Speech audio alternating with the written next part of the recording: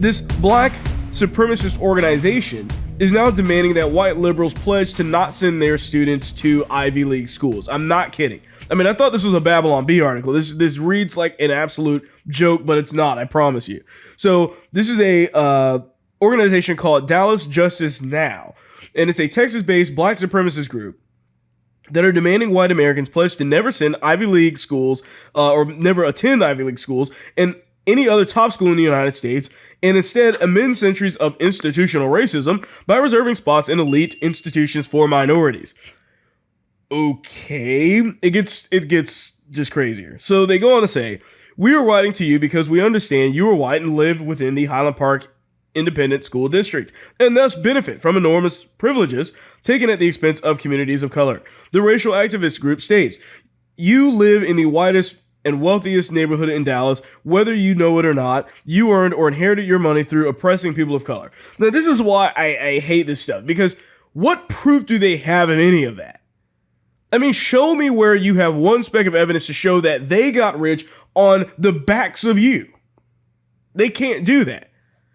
They can't do it. And by the way, if there's any, richer black people in the area, they'll just completely ignore them. But how in the world can you make this statement and just assume that that's what's actually the truth? You have no proof of that whatsoever. You're just assuming. So the thing is that they go on to say, "We're asking you to pledge that your children will not apply or attend any Ivy League school or U.S. News or World Report Top 50 school. If you do not have children under 18, then we ask you to pledge to hold your white privileged friends, family, and neighbors with children to this standard." What standard?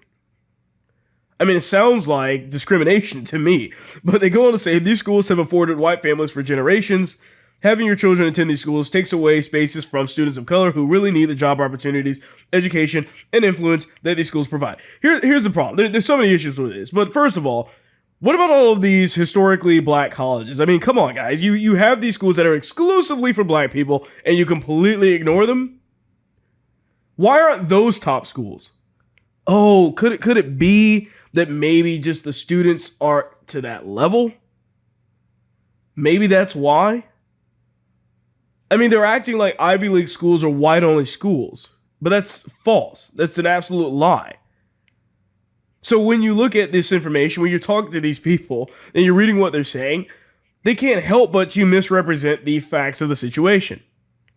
Fact number one, affirmative action exists. Okay, I don't know if these people have never heard of that, but already at Harvard and Yale and every major Ivy League school out there, if you are black, you literally just have to score a lower score on the SAT. I mean, that's plain and simply what it is. They don't care about your economic status or not. If you are black, you do not have to work as hard to get into those colleges. That's the way it is right now. Now, granted, you still need to be fairly smart, but I mean, come on. What they're basically saying is, oh, well, because they're being afforded an opportunity, we must automatically be being denied an opportunity. As if they're literally saying, okay, here's a black student and a white student that both have a high level of success in education, so we're just going to pick the white student because we just don't have space for black people here. The fact is that for years, if you are smart, black, and poor, you can get any full ride you want to any school that you want. That's always been the case. That was the case when I was looking at going to college. I mean, that's the way that all the loans and the grants were all aimed at, is people that were smart and low income. And yet they're telling you that, oh, it's only because you've taken a spot away from a black person that you're able to send your kid to this school. And that's just not true. They have no actual proof of that, especially when you look at affirmative action. But the thing is, notice how these people are never focused on trying to better their own community. They're entirely focused, by the way, on blaming others for it.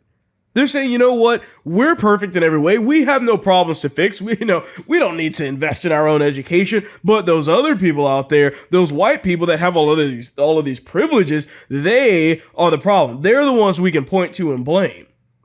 Because if only they just were to give up their spots for us, we would be able to achieve those same things. They think literally being in an Ivy League school just makes you smart. That's not true. By the way, there's plenty of evidence showing that students that were accepted into colleges based off of the affirmative action rule set, basically to allow them to get in a lot easier than somebody that was of a different race, that had to achieve, by the way, a higher score, they've already shown and proved that those students perform terribly at the college or drop out at a very high rate. So you can get accepted, but what is going to keep them there? I mean, clearly the problem is that it's not just about the school. It's about your aptitude, your ability to actually do well when you get there. That's what they're looking at. That's why they require those things. It's not about a feel-good thing. It's like giving somebody the job of CEO when they have no experience of being a CEO whatsoever. They've never been there. They've never worked in a company or anything else. They have no experience whatsoever to go off of. But they feel good that they're there. Okay? But they're going to probably do a pretty bad job, and the company's going to fail most likely as a result of that. So why would you put them in that position? That's the problem with these ideologies, with these people that think about this, or think this way. They assume that just because the school is mostly white, that somehow it's automatically discriminating against them. Meanwhile, never looking and saying, you know what, maybe we need to improve the education. Maybe we need to make education more important in the black community and lift the black community up instead of trying to bring everybody else down. That's the big difference. You just watched a clip from The William Hall Show. Please remember to like, share, and subscribe.